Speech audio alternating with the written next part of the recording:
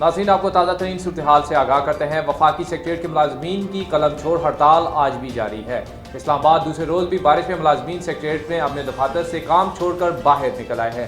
اسلام آباد سیکریٹریٹ میں کام کرنے والے افسران اور سٹاف نے کم تنخواہوں کو آئین تصادم قرار دے دیا ہے۔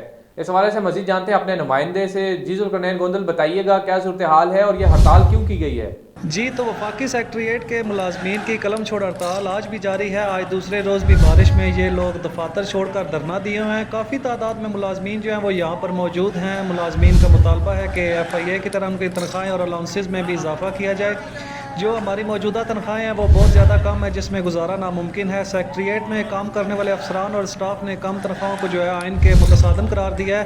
ان کا کہنا ہے کہ ہماری تنخواہوں کو جو ہے وہ FIA کی طرح بڑھایا جائے۔ ملازمین کا کہنا ہے کہ اگر ہمارے مطالبات پورے نہ ہوئے تو یہ سلسلہ جو ہے روزانہ کی بنیاد پر جاری رہے گا، جبکہ دوسری جانب سیکرٹری خزانہ کی جانب سے دی گئی یقیندہانی پر ابھی تک کوئی عمل درآمد نہیں کیا گیا۔